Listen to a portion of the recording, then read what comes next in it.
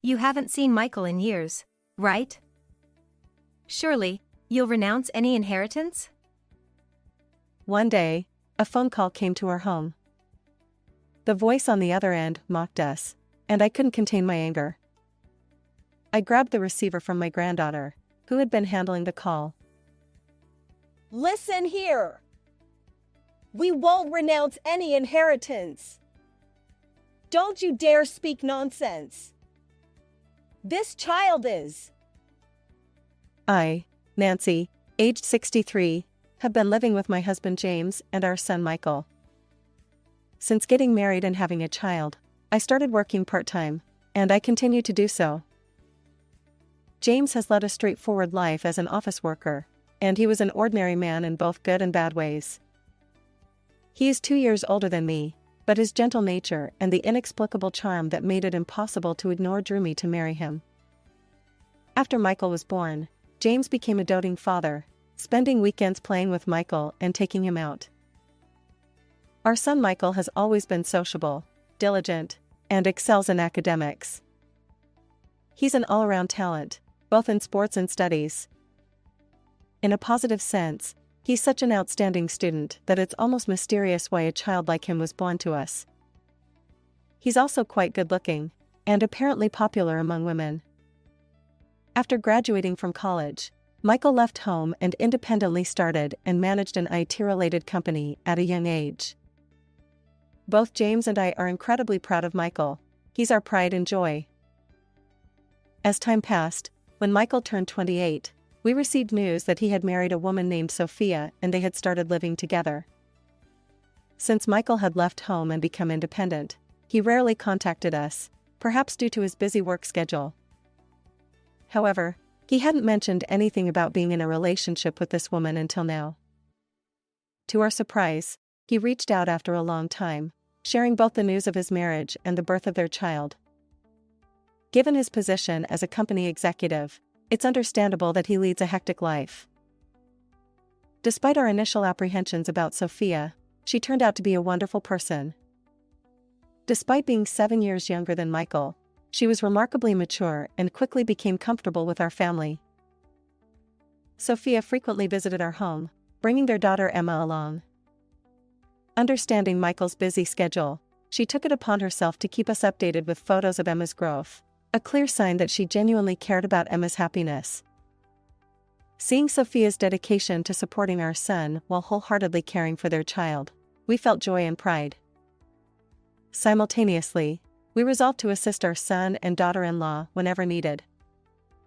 Although Michael's income made financial difficulties unlikely, we wanted to lighten their burden if any unforeseen circumstances arose.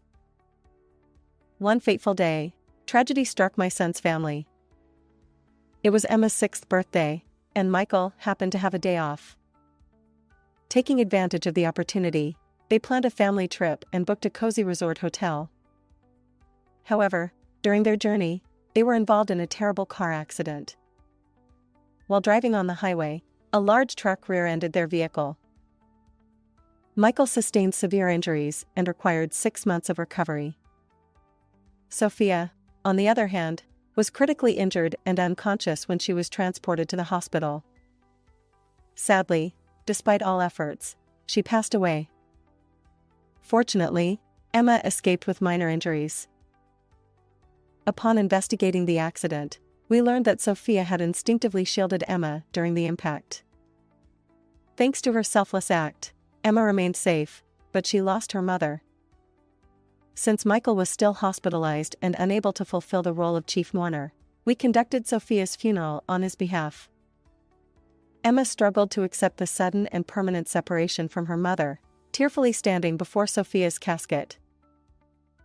Emma's emotional wounds run deep, and we must help her heal. James and I discussed Emma's future. Given Michael's prolonged hospitalization and rehabilitation, and with Sophia no longer with us, we decided to care for Emma during this difficult time. Of course, I had already discussed Emma's situation with Michael in advance, and he had given his consent. I'm entrusting Emma to you. Emma, Dad will be in the hospital for a while and won't be able to take care of you. So during this time, Grandma and Grandpa will look after you. Is that okay? Emma, shocked by losing her mother and facing an unexpected new life, was bewildered. However, my husband James and I wholeheartedly took care of Emma. Whenever James had a day off, we tried to spend time together as a family. On other days, we made sure to communicate with Emma, ensuring she didn't feel lonely. Our efforts paid off, and Emma gradually adapted to our life, slowly healing the emotional wounds from losing her mother. As time passed since the accident, Michael's condition stabilized to some extent. He returned to work early, eager to make up for the work he missed during his hospitalization. However, Emma remained with us. I wondered how long Michael intended to keep his child with us, especially since she would soon start elementary school. But considering that Michael's role as a company executive involved responsibilities beyond our understanding, we interpreted his actions favorably. Now, I had decided to document Emma's growth, just as the late Sophia had done for us, by taking photos and sending them via email. However, Michael never responded. For us, Emma is undoubtedly our granddaughter. Emma's father is Michael. I believed that he should be aware of Emma's future. Frustrated by his lack of communication, I sent him a straightforward email. Michael, I'd like to discuss Emma's elementary school enrollment. Could you visit us at home? If you're too busy, I can come to your place. Shortly afterward, Michael called me. I confronted him. Michael, you can't keep ignoring Emma. Yes, work might be demanding, but don't you realize your responsibilities as a father? Emma has missed you terribly since she hasn't seen you in so long. Michael's response shocked me. Mom, there's something I need to tell you. Please continue raising Emma as if she were your own. You see, I can't handle parenting. It's impossible. Besides, I have a new girlfriend now, and having Emma around would be inconvenient. And honestly, from the beginning, I never felt any affection for Emma. She's not even Sophia's biological child. I was utterly stunned by his shocking revelation. No affection for Emma? Not Sophia's child? What on earth was going on? Wait a minute, what exactly are you saying? What have you done? Explain. I demanded. Michael's response hit me like a ton of bricks. Emma is the child of a woman I was dating around the same time before I married Sophia. You! Sophia was such a kind person, and you did something like that? I couldn't believe it. Michael, always well-liked, diligent since his student days, and excelling in his professional life, had blindsided us. We never imagined he'd be involved in such a messy situation. True, he had his share of admirers, but the idea that Michael would engage in such reckless behavior. And this woman was interested in me. He continued. But I felt we weren't compatible for marriage. Still, I didn't want to completely cut ties, so we maintained a casual relationship. Then, somehow, she became pregnant with Emma. She demanded that I acknowledge the baby and break off my engagement with Sophia. Michael's revelations shattered my heart. Surely, he had hurt many other women along the way. As a woman myself, anger toward our own child began to build. I had rejected everything, but that woman went ahead and gave birth to Emma without my consent, and then she took her own life, leaving her child behind and selfishly departing. You! You're not kidding, are you? You drove someone to suicide, and yet you think you're blameless? That's absurd. Clearly, you're the one at fault. My anger flared up at Michael's heartless behavior. The revelation left me dumbfounded. Sophia, who had loved Emma unconditionally despite not being her biological mother and the birth mother of Emma, whom I've never even seen. And now, my own son has caused immense trouble. What must Emma be feeling? How did Sophia raise her with such love? I wondered aloud. You can't possibly understand. I never imagined my own son would turn out to be such a disgrace. Do you think we'll entrust you with Emma? We'll take care of her. Michael's response was callous. Enough with the nagging. It's none of your business how I've been involved with women in the past, right? Anyway, I have no intention of raising Emma anymore. I already have a new girlfriend, and we're getting along just fine.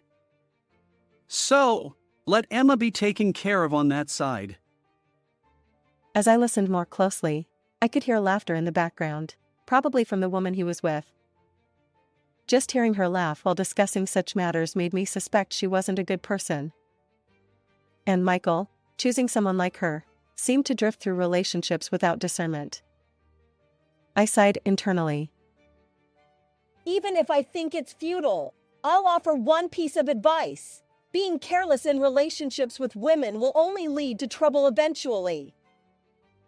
Michael's dismissive reply came swiftly. Sure. Thanks for your concern. Goodbye. Clearly, he found further conversation with me bothersome. Michael hung up with an air of resignation. Grandma, why were you so upset? I hugged Emma, holding back tears as I explained. Emma, your father seems to be very busy with work, and he can't take care of you alone. So, you'll continue living with us. I'm truly sorry. I lied. I couldn't possibly tell Emma that her father had abandoned her. She looked at me with concern, and I continued. You know, Emma, Grandma and Grandpa love having you here. We're happy to take care of you. Her expression showed a hint of sadness, but she accepted my words. Afterward, I consulted a friend who was a lawyer about the situation. We discussed various options, and it was decided that Emma would be formally adopted through legal guardianship. This would be better than leaving her in a state of indefinite custody. Additionally, for Emma's future, I filed for child support from Michael through the lawyer. I knew that direct requests from me would likely be ignored, so involving a lawyer seemed more effective. Surprisingly, Michael accepted the child support claim without much resistance. Initially, he had hesitated, but he realized it was better to comply promptly rather than prolong the dispute. However, after the first few months of consistent payments, he stopped altogether. Despite several follow-up requests, there was no response, and I eventually gave up. As time passed, Emma turned 18 years old. I had decided that once Emma became an adult, I would reveal something I had kept hidden all these years. However, since Emma's university entrance exams were approaching, I waited until those were over. With the exams successfully completed and only the results pending, I finally disclosed the truth to Emma about what her father had told me. Emma was shocked. Even though it happened when she was young, the fact that I had kept this secret from her hit her hard. She learned that her biological mother was someone else entirely, and Sophia had been her nurturing mother. On the day I revealed this, Emma was so overwhelmed that she retreated to her room. But the next day, she approached my husband and me with a determined expression. Grandma, if you had told me the truth when I was little, I might not have handled it well. But I understand now that you were trying to protect me. I may not know what kind of person gave birth to me, but those who raised me until now were my late mother and my grandparents. So even if my father abandoned me, I don't feel any sadness. I've realized that. My husband and I cried tears of joy.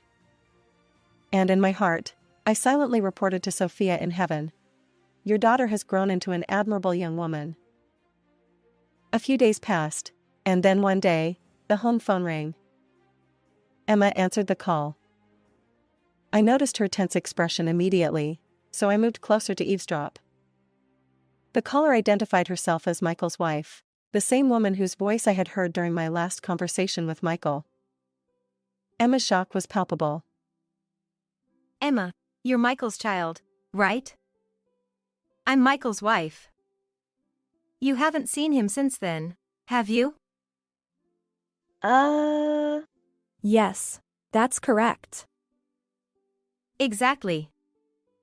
Now, here's the main point. Michael passed away recently. What? Is that true? Both Emma and I were taken aback. Despite the lack of communication, I never expected Michael to be gone. Strangely, his wife didn't sound particularly sad, despite being his spouse. Anyway, you haven't seen Michael in ages, and you've been living with your grandparents, right? So, you're practically strangers with Michael now. Considering that, you won't be inheriting anything, will you? Besides, it's not like you deserve any inheritance as a stranger. Listening to their conversation, I realized that Michael's wife had married him for financial gain. Michael was no saint either, but to end up with a woman like this as his last spouse was beyond belief. My anger was reaching its breaking point. Inheritance? Overwhelmed by the woman's forceful words, Emma faltered. I snatched the receiver from her hand. Hello? This is Emma's grandmother. I've been listening, and who do you think you are? You're after money, aren't you? Well, we won't renounce any inheritance. I shouted at the woman, my anger boiling over. I hung up the phone. I couldn't let someone like her have her way. Emma looked at me, still a bit frightened. I'm sorry, Emma, but sometimes we need to stand up firmly to people like that. We'll handle this, so watch and learn. Later, I consulted my friend, the lawyer, again. As it turned out, Emma's adoption was a regular adoption, which meant her legal relationship with Michael remained intact. Initially, I had considered severing all ties with her father, but my friend advised against it. If Emma completely cut ties with Michael, she'd lose her right to inherit anything if something unfortunate happened to him. So, we opted for a regular adoption that maintained their legal connection. Through the lawyer, I made a statement to Michael's wife that Emma would not renounce her inheritance, and we demanded the unpaid child support that Michael had failed to pay. The unpaid child support amounted to a substantial sum, around $100,000. Michael's wife couldn't afford it, even with the inheritance she received. To settle the debt, she sold her house, and her subsequent whereabouts remained unknown. Rumor had it she was living quietly in some apartment. One day, Emma treated my husband and me to dinner using the money she had saved from her part-time job. It's not much, but it's my way of expressing gratitude to you two who raised me. For me, her words meant more than the dinner itself. I felt immense gratitude toward Sophia, who had lovingly nurtured Emma despite their lack of blood relation. Sophia's legacy lived on, and we continued to live happily with Emma. How did you find this story? If you enjoyed it, consider subscribing to our channel. Until next time.